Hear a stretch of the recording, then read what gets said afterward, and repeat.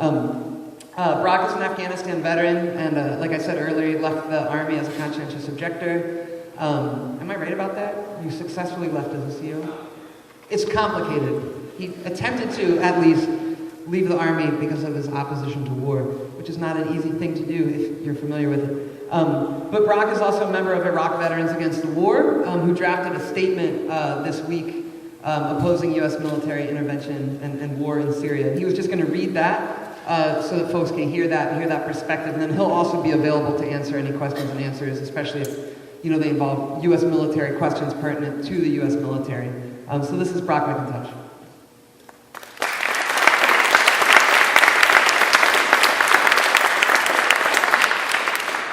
All right, so as you said, I'm an Afghanistan veteran, and I co-drafted this with another Iraq veteran with input from several of our members, and also our Civilian Soldier Alliance allies.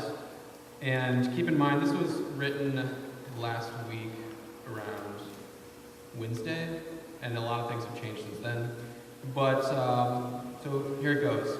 This is Iraq Veterans Against the War's statement against military force in Syria. On August 23rd, U.S. Secretary of State John Kerry addressed the suspected use of chemical weapons by Bashar al-Assad and a proposed military response.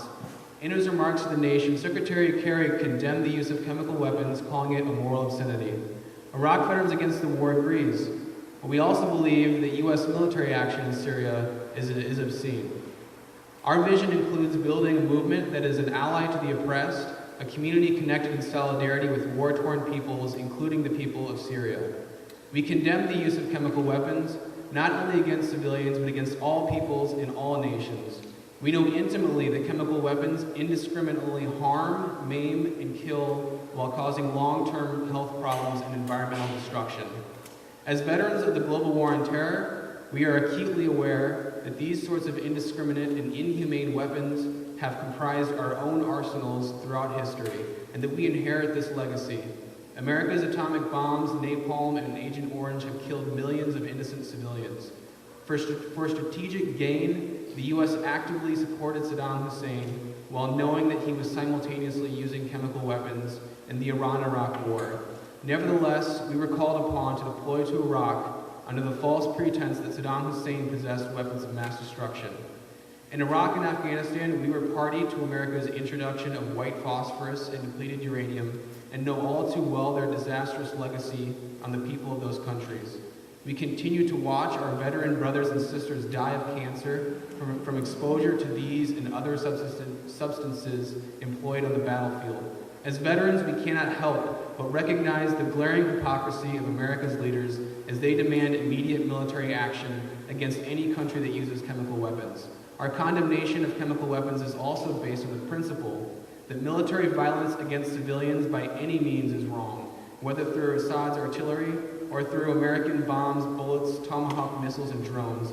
Killing civilians for military and strategic gain violates international law and basic human decency.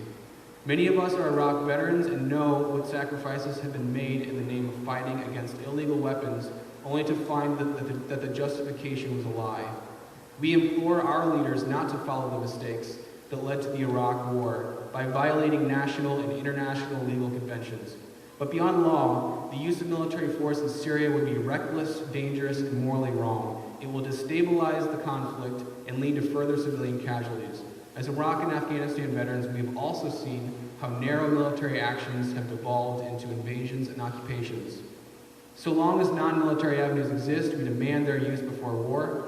According to current opinion polls, the majority of Americans share a deep opposition to military intervention. As veterans, we know all too well the limitations of military action to bring meaningful resolution, and this is why we now call upon the U.S. and international community to exhaust every available non-military option to ensure that a ceasefire is diplomatically secured in Syria. We firmly believe that the Syrian people have the right to self-determination, and the international leaders should work tirelessly to secure a space within which the Syrian people can pursue a lasting reconciliation free of outside interference. So,